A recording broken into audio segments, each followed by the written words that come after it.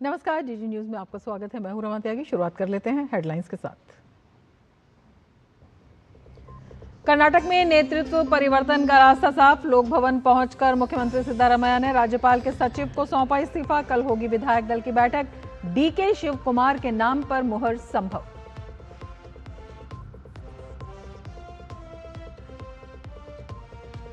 गृह मंत्री अमित शाह का घुसपैठियों को चुन चुनकर बाहर निकालने का ऐलान। कहा, खुद से जाने वालों के खिलाफ नहीं करेगी कोई कार्रवाई। उनके स्वदेश वापसी में सरकार करेगी मदद।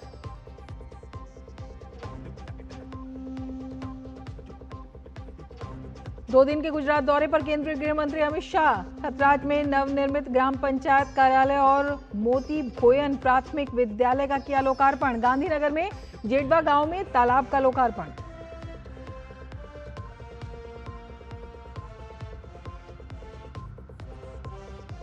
फुल एक्शन में दिखाई दिए शुभेंदु अधिकारी। अन्नपूर्णा योजना के लिए वेरिफिकेशन की कार्रवाई शुरू। सरकार ने जारी किया 11 पन्नों का आवेदन फॉर्म। जमीन के कागज, आधार और बैंक दस्तावेज समेत कई जानकारी देना जरूरी।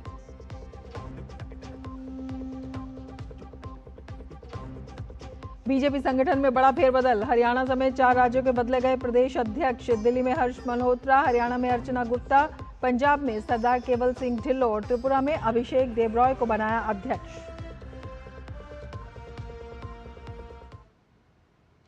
और अब विस्तार से समाचार। कर्नाटक के मुख्यमंत्री सिद्धारमैया ने गुरुवार को इस्तीफा दे दिया। बेंगलुरु में प्रेस कॉन्फ्रेंस में उन्होंने कहा, मैंने कहा था कि जब भी हाईकमान मुझे कहेंगे मैं इस्तीफा दे दूंगा। इसीलिए कल हाईकमान ने मुझे इस्तीफा देने की बात कही। राज्य के अब जो अगले मुख्यमंत्री हैं उन्हें मौका देना चाहिए। सिद्धारमैया आज दोपहर 3 बजे लोक भवन पहुंचे थे। इस दौरान उनके साथ deputy CM DK Shivakumar भी मौजूद थे। सिद्धारमैया ने राज्यपाल के सेक्रेटरी को इस्तीफा सौंपा है। राज्यपाल थावरचंद गहलोत पारिवारिक कारणों के चलते बेंगलुरु से बाहर हैं। इससे पहले दिन में सिद्धारमैया ने बेंगलुरु में अपने घर पर मंत्रियों के लिए ब्रेकफास्ट मीटिंग बुलाई थी, जिसमें उन्होंने सभी मंत्रियों को अपने फैसले के बारे में जानकारी दी। Deputy CM DK Shivakumar ने सिद्धारमैया के पैर छुए। इसके बाद सीएम ने उन्हें गले लगा लिया। प्रदेश में पार्टी में खींचतान बढ़ने के बाद बुधवार को सिद्धारमैया की दिल्ली में पार्टी अध्यक्ष मल्लिकार्जुन खड़गे और फिर राहुल गांधी से भी मीटिंग हुई। सूत्रों की अगर माने तो इस मीटिंग में ही सिद्धारमैया को इस्तीफा देने के लिए कहा गया था। अब सिद्धारमैया को पार्टी राज्यसभा भेज सकती है।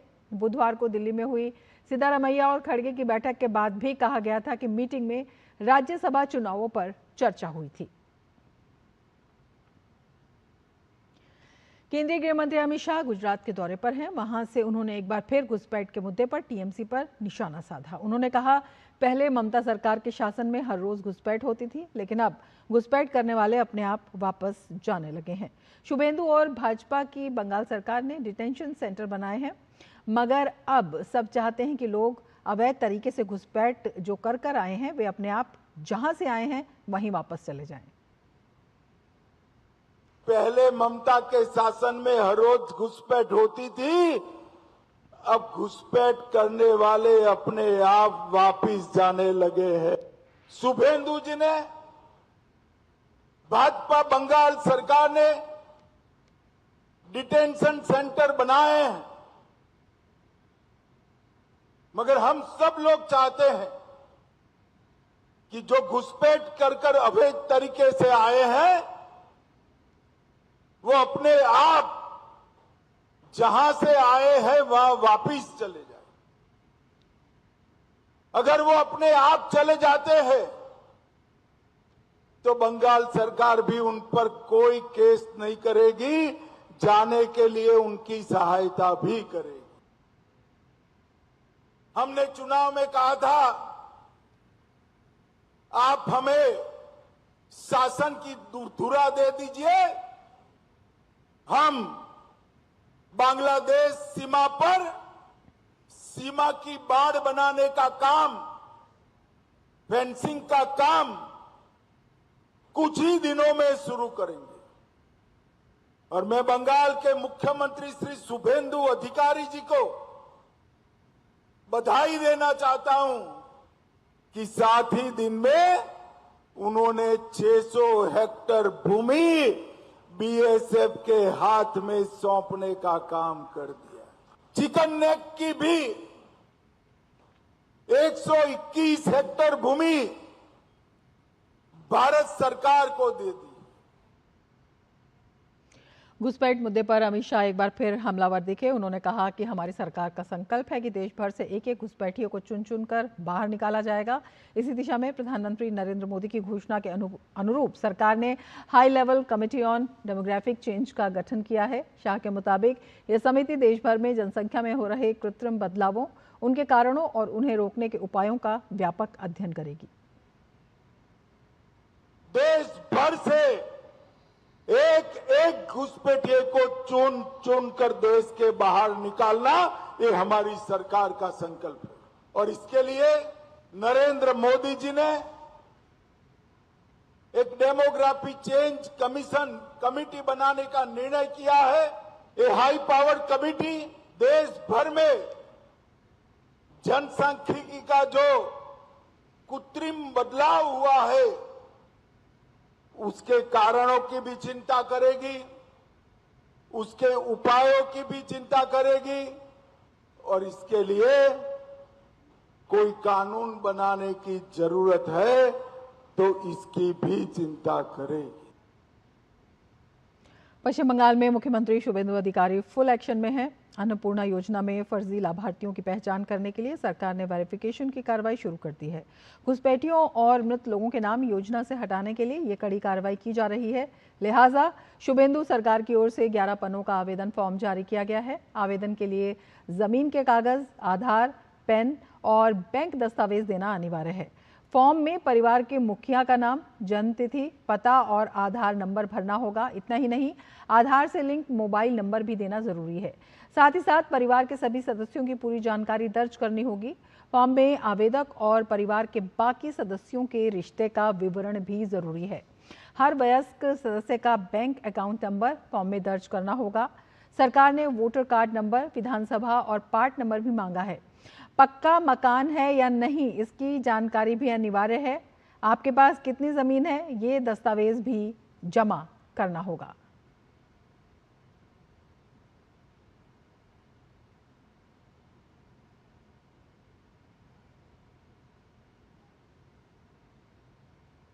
আপনাদের একটা উদাহরণ দিই আমি। हमारी प्रारंभिक धारणा थी कि लक्ष्मी भंडार योजना के लाभार्थियों की सूची वेरीफाइड है, लेकिन हमारे पास बड़ी संख्या में शिकायतें आ रही हैं कि कई लोगों के नाम मतदाता सूची से हटा दिए गए हैं। स्थायी रूप से नाम हटाए जाने के बावजूद भी जिन्होंने ट्राइब्यूनल या CAA में आवेदन नहीं किया है, ऐसे करीब 30 लाख लोग लक्ष्मी भंडार योजना का पैसा प्राप्त कर रहे हैं। पश्चिम बंगाल के मुख्यमंत्री शुभेंदु अधिकारी ने गौ सेवा की। मुख्यमंत्री ने नदिया की पवित्र भूमि मायापुर के इस्कॉन मंदिर में दर्शन और पूजा की। इसके बाद शुभेंदु अधिकारी ने विधि विधान से गौ पूजन कर गौ माता की सेवा भी की। बकरीद पर गौ पूजा कर मुख्यमंत्री की तरफ से स्पष्ट संदेश दिया गया है कि गौवंश की हत्या अब बर्दाश्त नहीं की जाएगी। आगे बढ़ेंगे। CBSE रिवॉल्यूशन में सामने आई गड़बड़ियों के बाद नई दिल्ली में शिक्षा मंत्री धर्मेंद्र प्रधान ने CBSE से संबंधित ये जानकारी है और अपने आप में ये काफ़ी अहम जानकारी है। शिक्षा मंत्री ने नई दिल्ली में CBSE अधिकारियों के साथ बैठक की। यह बैठक पुनर्मूल्यांकन और सत्यापन प्रक्रिया के दौरान छात्रों को आ रही तकनीकी और भुगतान संबंधी दिक्कतों को दूर करने के लिए बुलाई गई थी। धर्मेंद्र प्रधान ने बताया कि CBSE ने 12वीं कक्षा की परीक्षाओं के लिए पुनर्मूल्यांकन प्रक्रिया शुरू कर दी है, जिसमें करीब 17 लाख छात्र शामिल थे। उन्होंने कहा कि इसमें लगभग 98 लाख उत्तर पुस्तिकाओं के करीब 40 करोड़ पन्नों को स्कैन किया गया। शिक्षा मंत्री ने कहा कि पहली बार CBSE ने पारदर्शिता और छात्र केंद्रित सुधारों के लिए एक डिजिटल मूल्यांकन प्रणाली शुरू की है, जिसके तहत अब छात्र अपनी स्कैन की गई उत्तर पुस्तिकाएं देख सकते हैं, अपने सवाल उठा सकते हैं। उन्होंने बताया कि अब तक करीब 4 लाख छात्र अपनी उत्तर पुस्तिकाएं देख चुके हैं। उन्होंने बताया कि इस तकनीक की निगरानी के लिए IIT कानपुर और IIT मद्रास जैसी शीर्ष एजेंसियों को जोड़ा गया है। 17 लाख विद्यार्थी परीक्षा दिए थे। उनमें से हर एक की जो कॉपी उन्होंने आंसर किया है, इससे 98 लाख कॉपी पे उनकी उत्तर सुरक्षित है। 98 लाख कॉपी यानी एक एक कॉपी में 40 पेजेस है। लगभग 40 करोड़ स्कैन कॉपी, जिसके ऊपर पहली बार सीबीएसई ने एक इवैल्यूएशन प्रोसेस किया, ओएसएम उसको कहा। ओएसएम एक प्रोग्रेसिव इंस्ट्रूमेंट है। भारत में अनेक यूनिवर्सिटी, अनेक इंस्टीट्यूशन और दुनिया की अनेक इंस्टीट्यूशंस ओएसएम की ओर बढ़ रहे हैं। हम लोग इसकी बच्चों को कोई और दिक्कत ना आए, जो दिक्कत आई है उसके लिए हम जिम्मेदारी लेते हैं, हम खेद प्रकट करते हैं। और मैं आपको आश्वस्त करता हूं, अगर कोई इंटेंशनल जिम्मेवार रहेगा, मैं सरकार की ओर से दायित्व लेकर कर रहा हूं, किसी को हम स्पेयर नहीं करेंगे। वो कितना भी बड़ा व्यक्ति हो, सीबीएसई के अंदर हो, सीबीएसई के बाहर हो या सरकार के अंदर हो, हम सारे व्यक्तियों को हम सब अकाउंटेबल है। डेमोक्रेसी में हम कुछ ही चीज़ों से हम भाग नहीं रहे, लेकिन हमें अपने बच्चों को, जो 17 लाख बच्चे परीक्षा दिए हैं, उनकी हितों की हमारी सर्वोपरि है। और अब लेंगे एक ब्रेक, आप बने रहिए डीडी न्यूज के साथ।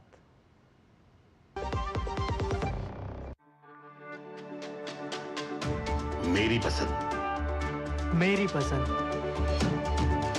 मेरी पसंद, मेरी पसंद, हमारी पसंद, हम सबकी पसंद। मजबूत देश का मजबूत सरिया हो गया स्टील। मास्टर जी नमस्ते। 2 ड्रेसेस बनानी है, ठीक है? ऐसा कुछ। लेकिन मास्टर जी 4 दिन में पार्टी है, बन जाएगी ना पक्का? हो जाएगा। कैसे? फैशन चेंजेस हमेशा, उषा हमेशा। सीबीएसई की ऑनलाइन स्कैन कॉपी मैनेजमेंट प्रणाली यानी ओएसएम छात्रों के लिए काफ़ी मददगार साबित हो रही है। सीबीएसई ने कहा है कि ओएसएम एक तकनीक आधारित सुधार पहल है जिसका उद्देश्य परीक्षा प्रणाली को अधिक पारदर्शी और सुलभ बनाना है। सीबीएसई के मुताबिक 18,57,000 पंजीकृत उम्मीदवारों में से 4,06,000 छात्रों ने अपनी उत्तर पुस्तिकाओं की स्कैन की हुई कॉपियां प्राप्त करने के लिए आवेदन किया। ओएसएम के तहत अब तक कुल 98,66,000 उत्तर पुस्तिकाओं को स्कैन किया गया है, जबकि 11,38,000 उत्तर पुस्तिकाओं के लिए अनुरोध प्राप्त हुए हैं। इन आंकड़ों से ये संकेत मिलता है कि बड़ी संख्या में छात्र ओएसएम प्रक्रिया से संतुष्ट हैं। अफवाहों को रोकने और प्रणाली की सुरक्षा व्यवस्था को लेकर जागरूकता बढ़ाने के लिए बोर्ड ने अपने आधिकारिक सोशल मीडिया प्लेटफॉर्म एक्स पर @CBSE India 29 इंस्टाग्राम और फेसबुक के माध्यम से व्यापक संचार अभियान चलाया है। सीबीएसई ने छात्रों, अभिभावकों, शिक्षकों और मीडिया संस्थानों से अपील की है कि वे सोशल मीडिया पर प्रसारित अपुष्ट और सनसनीखेज दावों पर विश्वास न करें तथा केवल सीबीएसई की आधिकारिक वेबसाइट पर जारी सर्कुलर और सूचनाओं को ही मान्यता दें। भारत में एआई टेक्नोलॉजी के क्रेज को देखते हुए भारत सरकार एआई पाठ्यक्रम के व्यापक पुनर्गठन के लिए उद्योग जगत के साथ संवाद कर रही है। इस संबंध में इलेक्ट्रॉनिक्स एवं सूचना प्रौद्योगिकी मंत्री अश्विनी वैष्णव ने नई दिल्ली में एआई पाठ्यक्रम कार्यबल के साथ एक उच्च स्तरीय बैठक की। इस बैठक में व्यवहारिक अनुभव बढ़ाने, industry integrated learning, faculty development और शेयर्ड इंफ्रास्ट्रक्चर पर विशेष ध्यान दिया गया। दरअसल टास्क फोर्स ने भारतीय शिक्षण संस्थानों में चल रहे bachelor of technology, computer science और संबंधित सिलेबस का विस्तार से अध्ययन किया। इस अध्ययन में ये स्वीकार किया गया है कि भारतीय पाठ्यक्रम में एआई का समावेश बढ़ा है, लेकिन इसमें कुछ महत्वपूर्ण कमियां भी पाई गई। ये कमियां टीचिंग मेथड, बुनियादी ढांचे, generative AI, machine learning, operations और मूलभूत मॉडल विकास जैसे क्षेत्रों में व्यवहारिक अनुभव से संबंधित थी। इन कमियों को कैसे दूर किया जा सकता है, इस बात पर भी मंथन हुआ। साथ ही सरकार का सिलेबस में सुधार के अलावा फैकल्टी डेवलपमेंट पर भी विशेष फोकस है।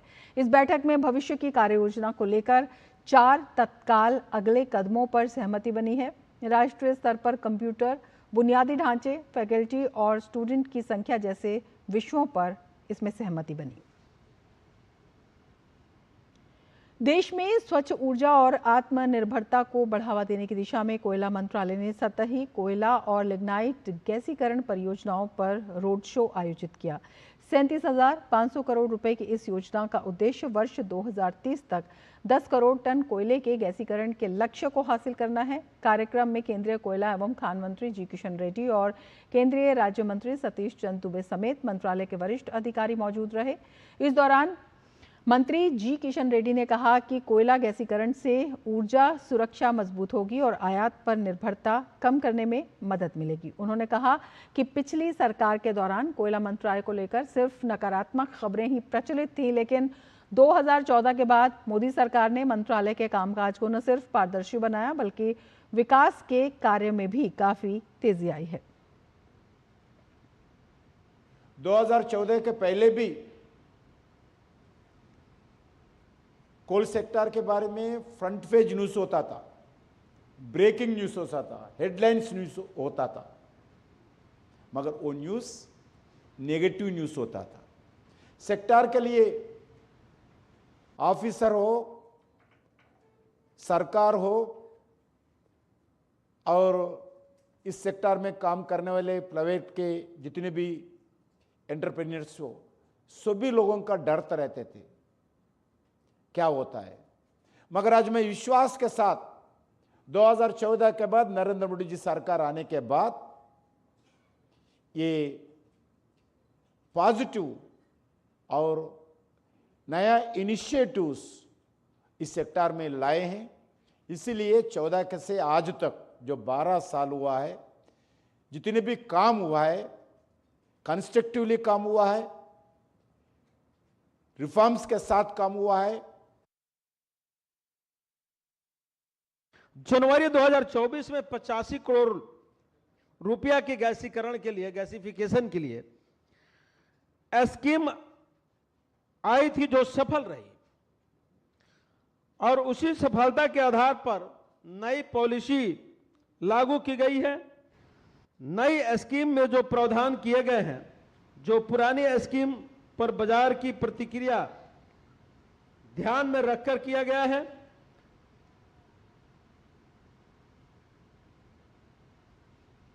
केंद्रीय ग्रामीण विकास मंत्री शिवराज सिंह चौहान ने प्रधानमंत्री आवास योजना ग्रामीण के तहत 12 राज्यों के लिए व्यापक स्वीकृति के साथ 10 करोड़ 21 लाख रुपए की वित्तीय मंजूरी प्रदान की। वीडियो कॉन्फ्रेंसिंग के माध्यम से आयोजित कार्यक्रम में उत्तर प्रदेश, राजस्थान, असम समेत विभिन्न राज्यों के मंत्री और वरिष्ठ अधिकारी शामिल हुए। शिवराज सिंह चौहान ने कहा कि प्रधानमंत्री नरेंद्र मोदी के हर गरीब को पक्का घर संकल्प को पूरा करने के लिए सरकार लगातार काम कर रही है। उन्होंने बताया कि PMAYG के तहत अब तक 3 करोड़ 91 लाख घरों को स्वीकृति दी जा चुकी है, जबकि 3 करोड़ 5 लाख से अधिक घर बनकर तैयार हो चुके हैं। उन्होंने राज्यों से भूमिहीन गरीबों को जमीन उपलब्ध कराने, लंबित शिकायतों का जल्द निपटारा करने और निर्माणाधीन घरों को शीघ्र पूरा कराने का आग्रह भी किया। सरकार का कहना है कि मार्च 2029 तक सबके लिए आवास के लक्ष्य को पूरा करने की दिशा में ये एक बड़ा कदम है। प्रधानमंत्री जी का संकल्प है हर गरीब को पक्का मकान मिले, पक्का आवास मिले, और उसके लिए 2016 से ही प्रधानमंत्री आवास योजना ग्रामीण के माध्यम से हर आवासहीन को पक्का मकान उपलब्ध कराने का अभियान चल रहा है। ग्रामीण क्षेत्र में हमने 3 करोड़ 91 लाख घरों को मंजूरी दी और उनमें से 3 करोड़ 5 लाख से ज़्यादा पूरे हो गए। भारतीय जनता पार्टी ने 3 राज्यों और 1 केंद्र शासित प्रदेश में प्रदेश अध्यक्ष बदले हैं। पार्टी ने दिल्ली में हर्ष मल्होत्रा को भाजपा की कमान सौंपी है। हर्ष मल्होत्रा अभी केंद्र सरकार में राज्य मंत्री हैं। वहीं पंजाब में भाजपा ने सरदार केवल सिंह ढिल्लों को पार्टी का जिम्मा सौंपा है। पंजाब में अगले साल की शुरुआत में ही विधानसभा चुनाव होने हैं। वहीं त्रिपुरा में पार्टी ने अभिषेक देबरॉय को प्रदेश अध्यक्ष बनाया है। इसके साथ ही पार्टी ने हरियाणा में पार्टी की कमान अर्चना गुप्ता को सौंपी है। अर्चना गुप्ता अब तक पार्टी की प्रदेश महासचिव की जिम्मेदारी संभाल रही थी। राजधानी दिल्ली में भाजपा ने संगठनात्मक स्तर पर बड़ा बदलाव करते हुए केंद्रीय मंत्री हर्ष मल्होत्रा को दिल्ली प्रदेश भाजपा का नया अध्यक्ष नियुक्त किया है। वे इस पद पर वीरेंद्र सचदेवा का स्थान लेंगे। पार्टी नेतृत्व का आभार जताते हुए केंद्रीय मंत्री हर्ष मल्होत्रा ने कहा कि संगठन में उन्हें बड़ी जिम्मेदारी सौंपी है। पार्टी की बड़ी जिम्मेदारी है।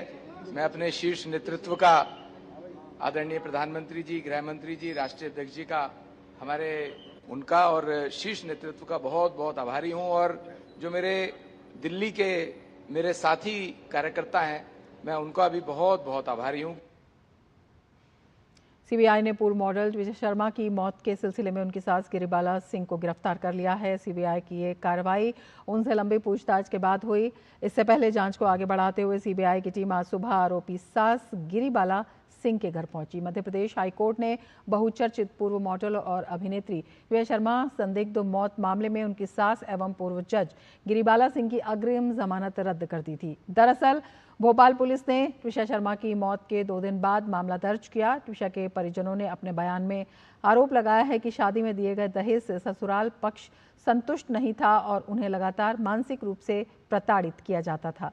परिजनों ने घरेलू हिंसा और मानसिक उत्पीड़न के आरोप लगाते हुए कहा कि इसी वजह से 33 वर्षीय ट्विशा को ये कदम उठाने पर मजबूर होना पड़ा।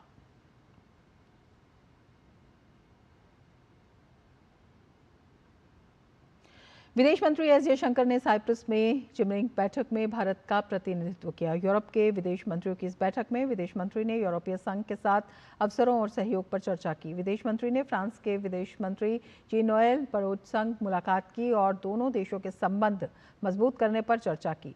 उन्होंने पोलैंड के विदेश मंत्री रादेस्लो सिकोर्स्की संग भी मुलाकात की। इसके साथ ही विदेश मंत्री ने रोमानिया के विदेश मंत्री तोयू ओआना के साथ भी मुलाकात की और दोनों देशों के संबंध और मजबूत बनाने पर बात की।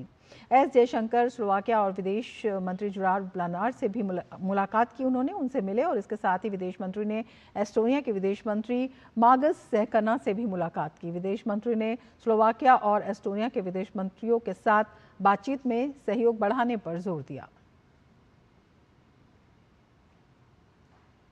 नई दिल्ली में चल रहे भारत रूस शैक्षिक शिखर सम्मेलन में भारत में रूस के राजदूत डेनिस अलीपोव ने कहा कि भारत और रूस के बीच शिक्षा में सहयोग और संबंधों की एक लंबे समय से चली आ रही परंपरा और इतिहास रहा है। नई शिक्षा नीति के माध्यम से हम भारत के साथ शिक्षा को आगे बढ़ाएंगे। Both our countries have a long-standing tradition and history of cooperation and ties in education. We are very eager to explore new avenues in education cooperation with India. Russian universities are coming to India en masse and explore opportunities that have opened here in this country. In my address, I've mentioned the new education policy through which we are very keen to cooperate with India. देश भर में आज ईद उल अजहा यानी बकरीद पूरे हर्षोल्लास के साथ मनाया जा रहा है। इस अवसर पर देश के विभिन्न हिस्सों में मस्जिदों और ईदगाहों में भारी संख्या में लोगों ने नमाज अदा की। लोगों ने नए कपड़े पहनकर ईदगाहों और मस्जिदों में पहुंचकर विशेष नमाज अदा की। नमाज के बाद लोगों ने एक दूसरे को गले लगाकर बकरीद की मुबारकबाद दी और देश दुनिया में अमन, शांति और खुशहाली की दुआ मांगी। त्योहार को लेकर बच्चों और युवाओं में खासा उत्साह देखने को मिला, जबकि कई स्थानों पर लोगों ने मिठाइयां बांटकर खुशियां साझा की। पश्चिम बंगाल में सत्ता परिवर्तन के बाद कानून व्यवस्था और सार्वजनिक व्यवस्था को लेकर मुख्यमंत्री शुभेंदु अधिकारी के नेतृत्व वाली भाजपा सरकार पूरी तरह से एक्शन में है। राज्य सरकार द्वारा सड़कों पर नमाज बंद करने के नीतिगत फैसले की शुरुआती आलोचना करने वाले लोग भी अब प्रशासनिक मुस्तैदी और उत्कृष्ट व्यवस्था को देखकर राज्य सरकार की जमकर सराहना कर रहे हैं। इस बार राज्य प्रशासन की तरफ से नमाजियों के लिए पानी और वाहन पार्किंग की व्यवस्था को देखकर ब्रिगेड में नमाज पढ़ने आए लोग काफी खुश नजर आए। उन्होंने नमाज के लिए ऐसा माहौल उपलब्ध कराने पर मुख्यमंत्री शुभेंदु अधिकारी का आभार व्यक्त किया। देश में इबोला का कोई मामला नहीं है। केंद्र सरकार इबोला को लेकर पूरी तरह से सतर्क है। डॉक्टर का कहना है कि इबोला कोविड की तरह नहीं फैलता। इबोला को लेकर सतर्क और सावधान रहने की जरूरत है। हमारे देश में अभी कोई रिपोर्टेड केस नहीं है। सर्विलेंस अगर सही रहता है, हम अवेयर रहते हैं, तो ये बीमारी हमारे देश में नहीं आएगी। एक ज़रूरी मैसेज मैं ये देना चाहूँगा कि हम ट्रैवल करते हैं आजकल काफ़ी ज़्यादा, तो आप जिस भी एरिया में ट्रैवल करते हैं आपको दिमाग में रखना है कि क्या उस एरिया में कोई ऐसा इन्फेक्शियस आउटब्रेक है जिसके बारे में आपको सावधानी रखनी है। अगर ये सावधानी रखें तो आप वहाँ इन्फेक्ट नहीं होंगे। अगर आप अपने देश में वापस आते हैं, आपको ऐसे कोई सिम्टम्स होते हैं जो कि उस एरिया के इन्फेक्शियस आउटब्रेक से मैच करते हैं, तो आप तुरंत अपने हेल्थ केयर प्रोवाइडर को बताएंगे तो ये इन्फेक्शन फिर हमारे सोसाइटी में नहीं फैलेगी। तो इबोला अभी हमारे देश में खतरे की बात उस वे में नहीं कि कोई केस नहीं है। भारत और ऑस्ट्रेलिया के बीच बढ़ते रणनीतिक और सांस्कृतिक संबंधों को एक बार फिर मजबूती मिली है। ऑस्ट्रेलिया के प्रधानमंत्री एंथनी अल्बनीज ने गुरुवार को प्रधानमंत्री नरेंद्र मोदी की दोबारा मेजबानी करने की इच्छा जताते हुए भारत के बढ़ते आर्थिक महत्व को हिंद प्रशांत क्षेत्र के लिए असाधारण अवसर बताया। कैनबरा में संसद को संबोधित करते हुए अल्बनीज ने कहा कि भारत इस दशक में दुनिया की तीसरी सबसे बड़ी अर्थव्यवस्था बनने की ओर बढ़ रहा है। उन्होंने कहा कि 2022 का आर्थिक सहयोग और व्यापार समझौता भारत और ऑस्ट्रेलिया के संबंधों को नई मजबूती दे रहा है। उन्होंने भारतीय समुदाय की भूमिका की सराहना करते हुए कहा कि ऑस्ट्रेलिया में 10 लाख से अधिक भारतीय मूल के लोग देश की अर्थव्यवस्था और छोटे व्यवसायों को मजबूत बना रहे हैं। संसद में एंथनी अल्बनीज ने भारतवंशियों की मेहनत, प्रतिभा और ऑस्ट्रेलियाई समाज के विकास में उनकी महत्वपूर्ण भूमिका को रेखांकित किया। इसके साथ ही इस बुलेटिन में फिलहाल इतना ही। नमस्कार।